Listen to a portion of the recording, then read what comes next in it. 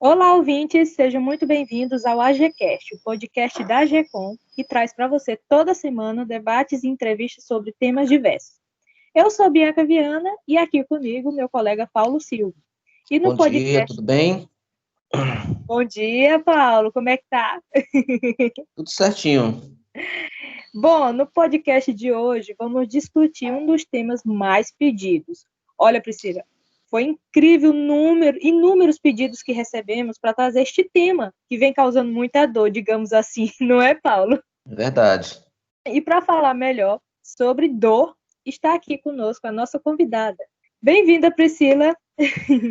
Olá, pessoal. É um prazer estar aqui com vocês, conversando, compartilhando conhecimentos, conhecendo o podcast de vocês, Parabéns por essa iniciativa, por essa atividade. E vamos lá responder o maior número de perguntas possíveis, esclarecer o que for possível, diante desse tema que é sempre tão pedido e é tão delicado de ser conversado, que é sobre dor nas costas, ainda mais esse período de pandemia, com certeza aumentou significativamente. Isso, olha, realmente foi inúmeros pedidos. Muitas pessoas pediram esse tema aqui no nosso podcast e a gente teve que atender, porque a demanda foi grande. Bom, ouvintes, a Priscila, ela é fisioterapeuta, osteopata, doutoranda em farmacologia, mestra em ciência e saúde e docente da Faculdade Estácio Terezinha.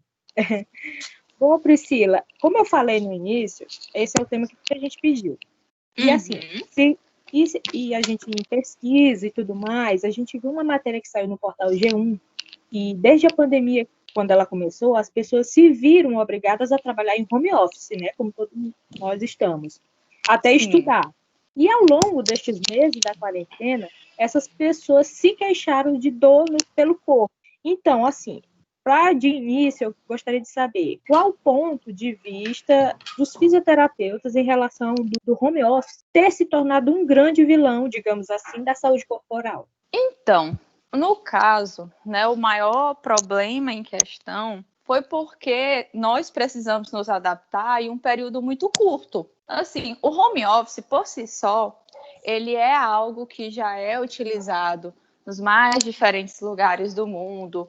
Tem alguns estudos, algumas pesquisas que mostram, muitas vezes, que o trabalho em um home office, ele tem uma produtividade melhor do que o trabalho em um ambiente físico, Então, existem algumas empresas que já faziam esse tipo de atividade, ou então distribuía com relação à carga de trabalho e aos horários, parte em home office, parte em ambiente físico. Porém, quando você toma essa atitude, falando a nível de empresa, você precisa ofertar o mínimo de condições necessárias para o seu trabalhador conseguir realizar um bom trabalho em casa. Então, não é só, eu vou mandar meu trabalhador fazer esse trabalho em casa e eu não vou prestar nenhuma assessoria, eu não vou querer saber de nenhuma dos utensílios que ele utiliza, dos equipamentos, questões relacionadas à iluminação, à internet, a mobílias, questão do mobiliário.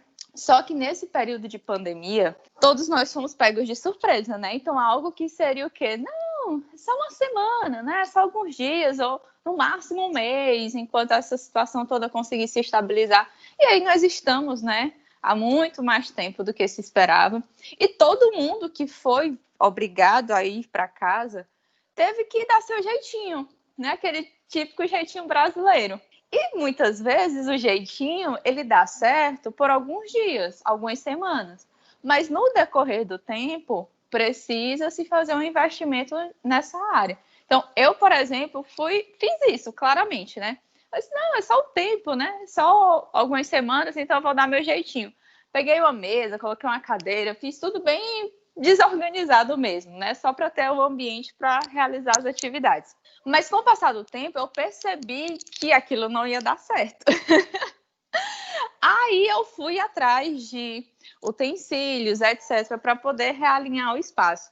Gente, estava tudo muito caro. Ainda hoje está. Então, cadeiras de escritório, etc., sem contar que questão relacionada a frete, caso você queira comprar na internet e tudo, estava tudo muito mais alto, né? O valor muito mais alto do que o normal. Então, todo mundo se viu assim no desespero. E eu conversei com vários colegas também que trabalharam em home office e o relato era o mesmo, as mesmas dificuldades.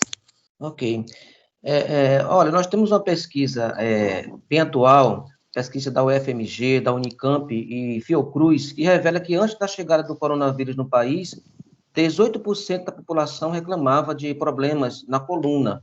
Agora, 41% das pessoas apresentam dores. E outro dado, né, a falta de ergonomia e sedentarismo são as principais causas de dores nas costas nessa pandemia. Eu queria que você falasse um pouco sobre isso e como essas pessoas devem se prevenir. Infelizmente, né, esses relatos eles aumentaram bastante.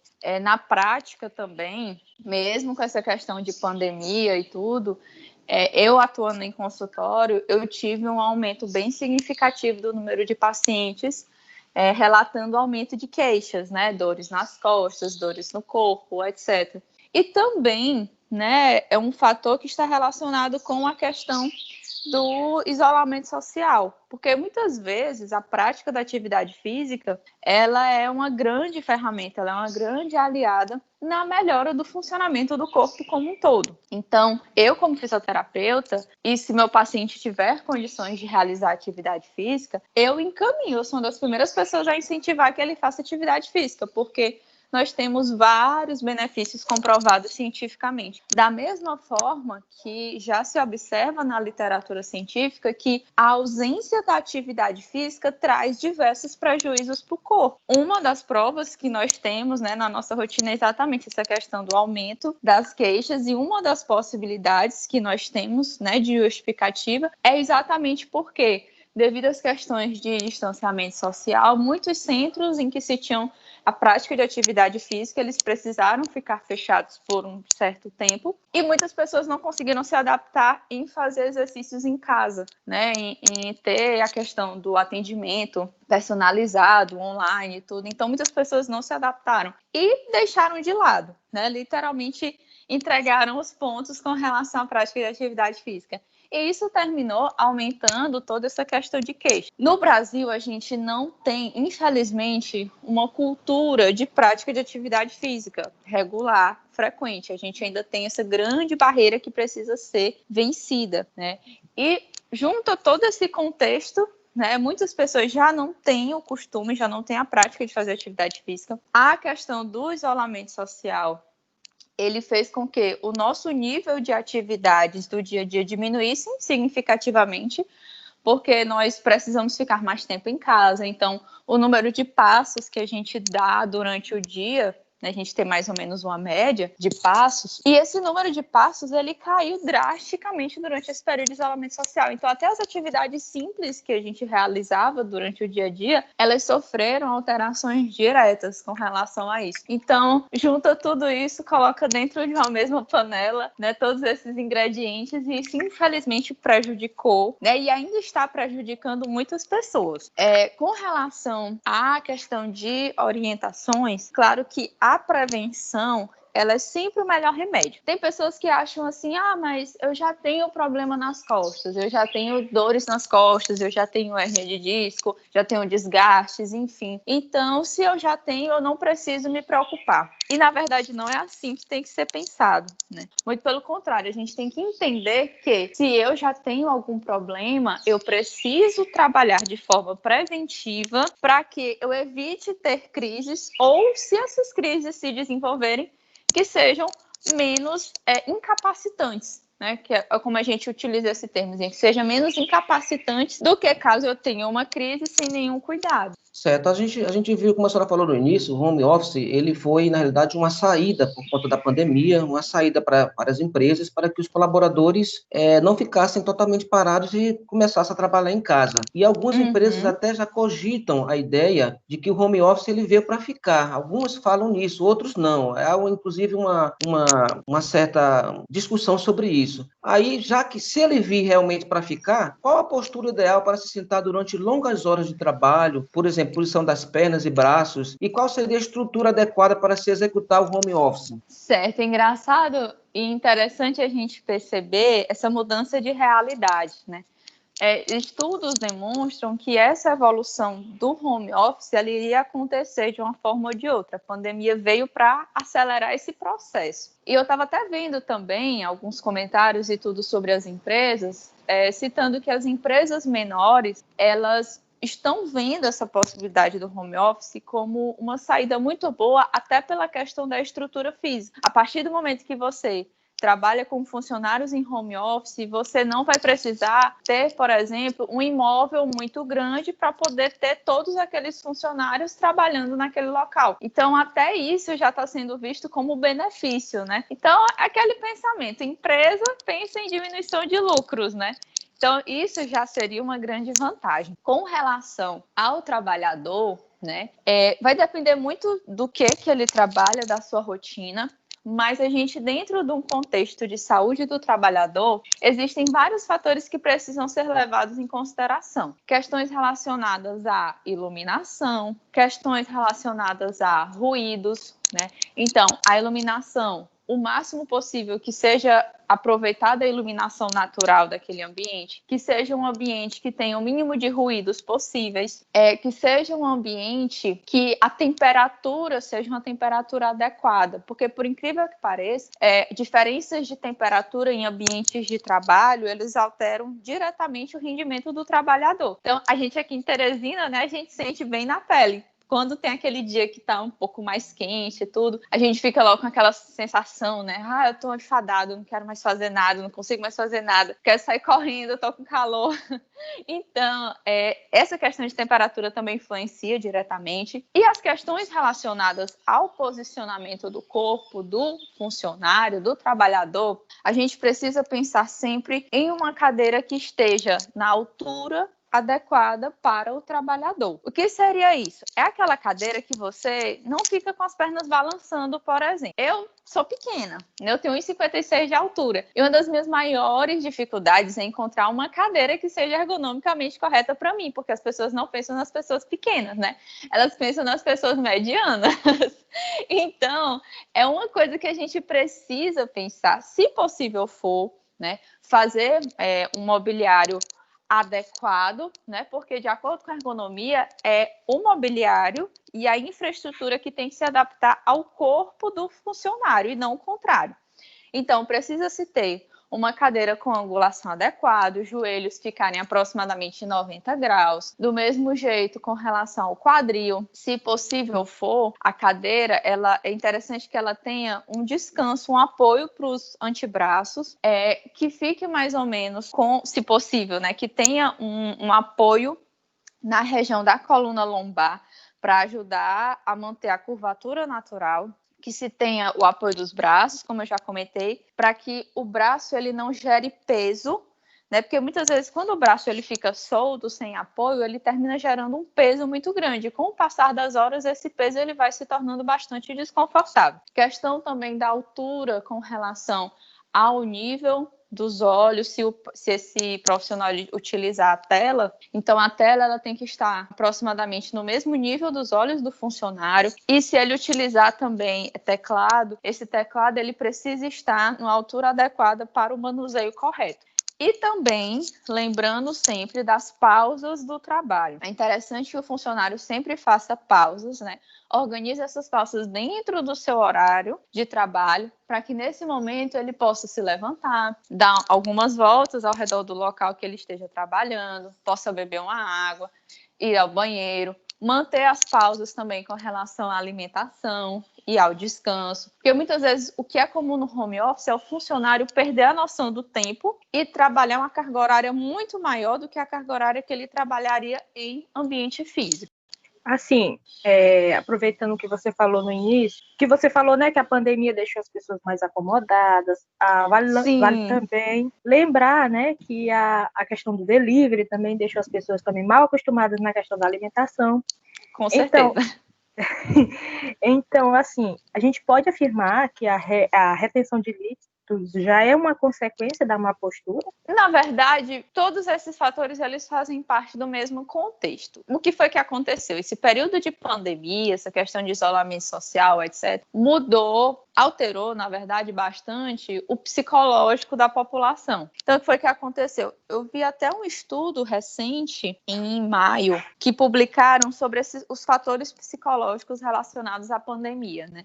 Então, um dos sentimentos que foi mais, falado com relação a isso foi que as pessoas elas se sentiram com medo, se sentiram inseguras, se sentiram angustiadas e por diversos fatores, né, muitas das pessoas desenvolveram ansiedade. E uma das formas, né, de tratar ou pelo menos minimizar os efeitos da ansiedade foi a questão de descontar na comida, visto que a comida ela proporciona um prazer, né, imensurável. Então, quando você vai pedir um delivery, geralmente você pede de alguma comida que você está com um desejo muito grande de comer.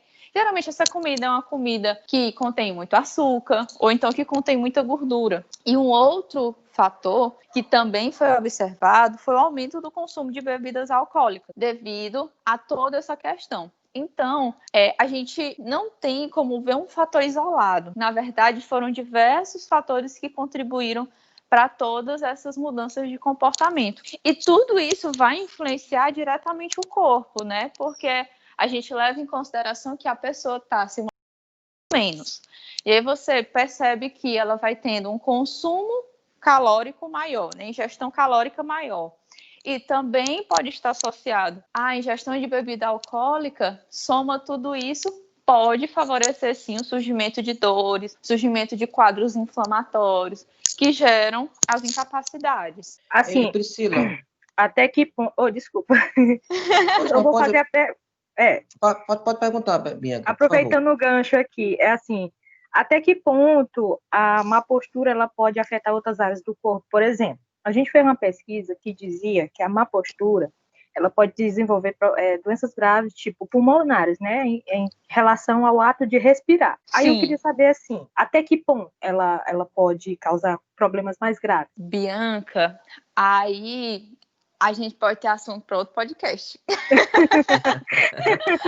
Eita. Porque, assim, quando a gente fala do corpo, o corpo, ele é a nossa estrutura física do qual a gente se manifesta. Então, quando a gente fala de corpo, o corpo, ele é a integração da nossa mente e do nosso conjunto de crenças, né, que a gente pode denominar de espírito. Quando a gente cita o termo espírito, a gente não está se referindo apenas a questões religiosas, mas todo o nosso sistema de crenças. Cada um de nós acredita em determinadas circunstâncias, em determinadas situações, nós temos as nossas opiniões, então tudo isso faz o conjunto de crenças. E o nosso corpo, ele pode, e na verdade ele sofre influências diretas de todo esse sistema. Então, por exemplo, se você está triste, a postura do seu corpo muda. Geralmente você fica com os ombros caídos, você fica com a cabeça baixa, com seu olhar voltado para o chão. Então você muda a sua postura. Se você está alegre, geralmente você fica o quê? Com a cabeça, né? Como o povo diz, nariz empinado, você fica olhando para frente, você fica com o peito aberto, você sai saltando, você não caminha, você desfila.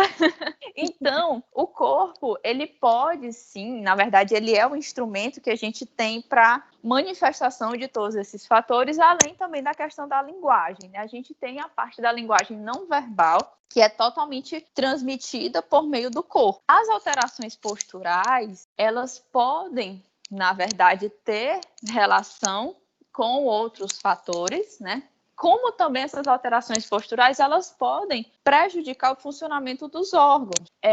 A gente tem uma teoria bem interessante em que a estrutura e a função elas estão diretamente relacionadas. Então, se eu mudo a estrutura do meu corpo, se eu mudo, tem algum desvio que está comprometendo estruturalmente algum órgão, a função desse órgão também é mudada, também é alterada. Tem estudos realmente, como você comentou, que mostram que pacientes que têm escoliose ou então que têm hipercifose torácica, eles têm um comprometimento na questão da respiração, por exemplo, porque o pulmão ele não vai ter espaço suficiente para se movimentar durante a respiração. Pode ser também que a presença dessas alterações posturais podem comprometer outros órgãos, que a gente também denomina, né, órgãos ou vísceras, e pode sim comprometer. Agora, muitas vezes, tem pessoas que pensam que existe a postura perfeita, né? O alinhamento perfeito e tudo. Então, tem até aqueles ensinamentos. Se você quiser aprender o alinhamento perfeito, você pega um livro, coloca o livro na cabeça, e aí o quanto que você ficar alinhada, né? E aí você fica lá naquela postura perfeita. Só que nós, seres humanos, nós não conseguimos manter essa postura perfeita por muito tempo, né? Então, são raríssimas situações em que você consegue manter esse padrão de postura. E os estudiosos dessa área de postura, eles estão observando, e na verdade já se defende essa ideia de que não existe a postura perfeita, que a gente, com o passar do tempo, nós fazemos diversas adaptações à nossa postura para poder se adaptar àquela situação, àquela demanda do momento. E aí as alterações posturais, hoje em dia, ainda tem, claro, a questão do tratamento, etc. Mas muitas vezes o tratamento, ele é visto caso essa postura esteja prejudicando a pessoa de alguma forma. Por exemplo, como a gente comentou, né? Se a pessoa está tendo problema com relação à respiração por conta da postura, vale a pena trabalhar a postura no intuito de corrigi-la, não só por questões estéticas, mas sim porque essa pessoa está com algum problema que vai além da questão postural. Mas, por exemplo, a gente vê hoje em dia muitas pessoas que têm alguns desvios pequenos de postura, mas se elas não têm dor, não têm nenhum comprometimento grave, né, pode se manter sem problema nenhum.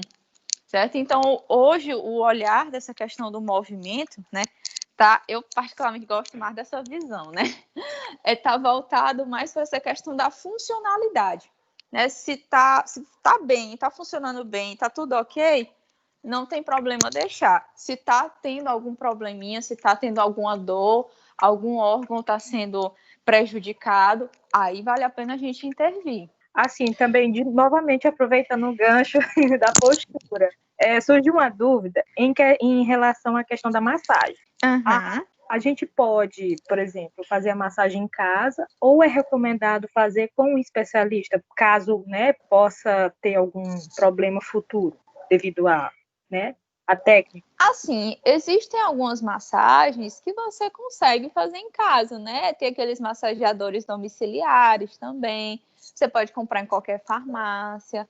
Tem a questão das pomadas, cremes, etc. Então, assim, tem várias técnicas que você pode aplicar em casa. Mas, às vezes, o ato de você fazer a massagem só naquele local, você não vai conseguir resolver o problema.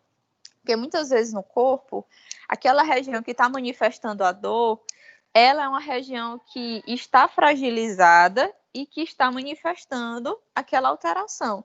Mas nem sempre lá é que é a origem do problema. Então, às vezes, eu posso, sei lá, me acabar de fazer massagem em casa, mas eu continuo com dor. Certamente, porque o local que você está fazendo a massagem não é a origem do problema.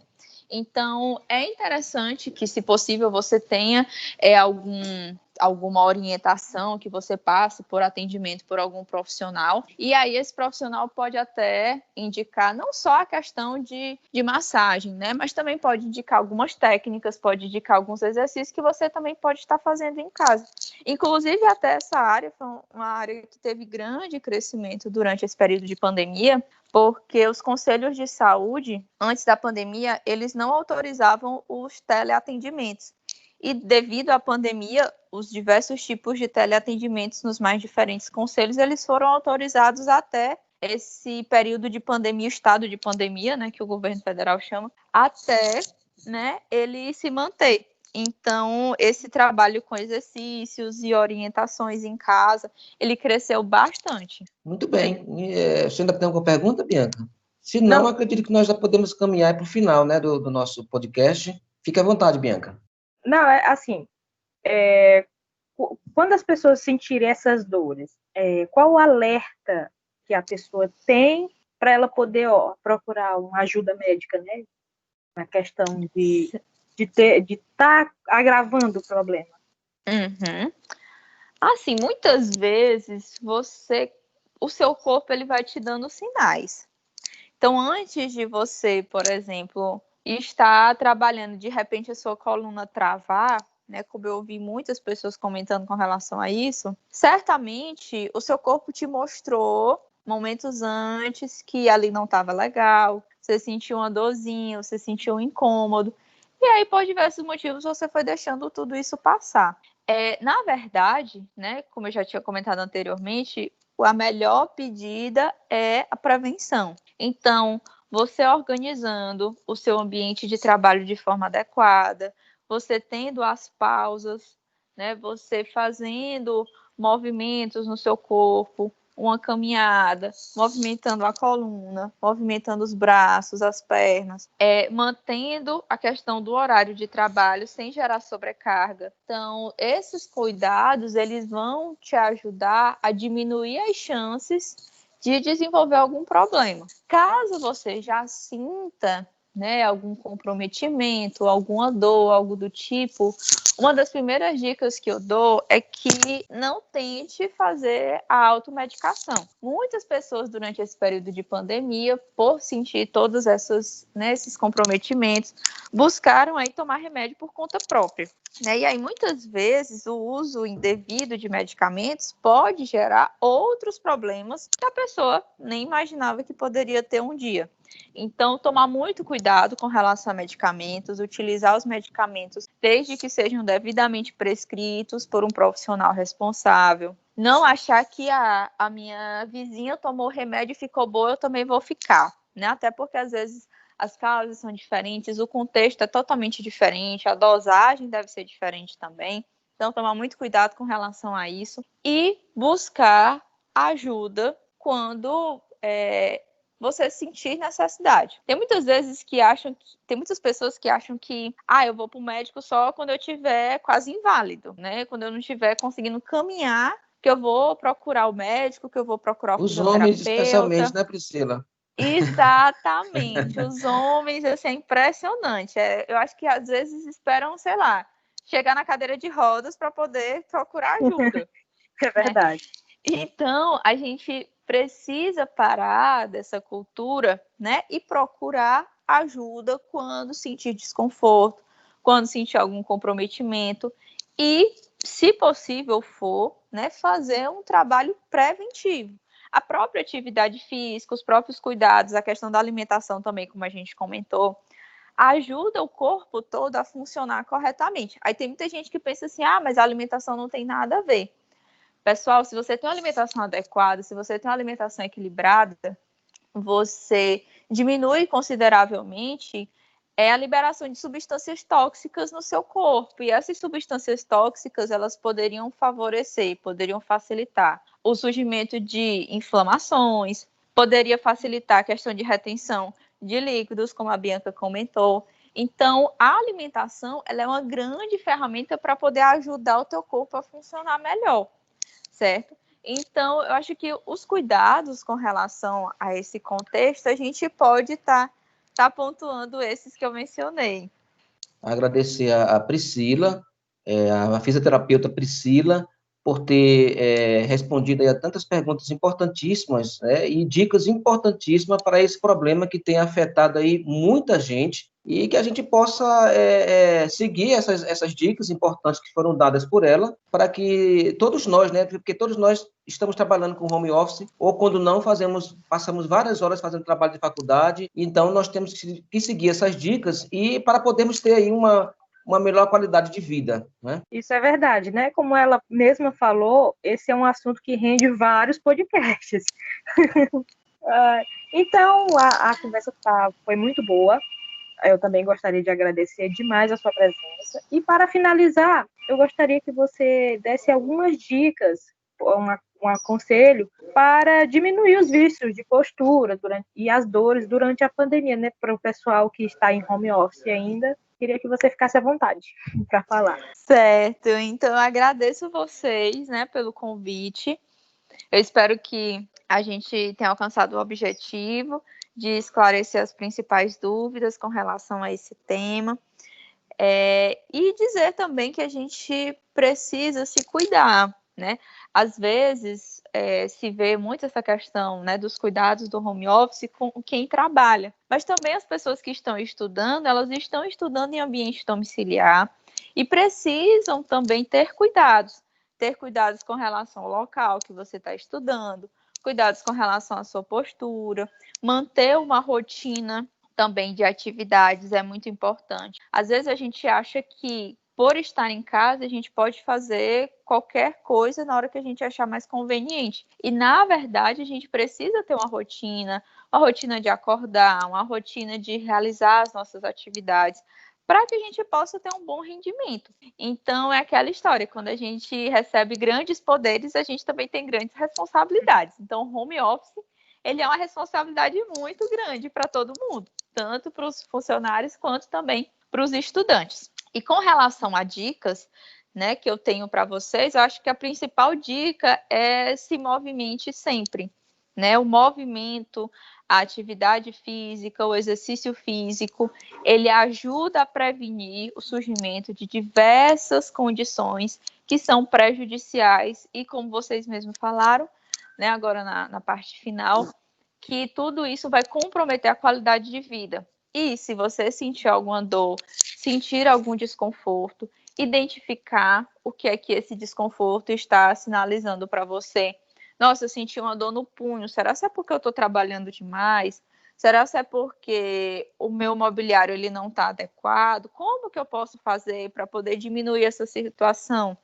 E não esperar que vire uma doença, que evolua de forma negativa para que você possa pedir ajuda. Todas essas questões, elas podem sim ser tratadas.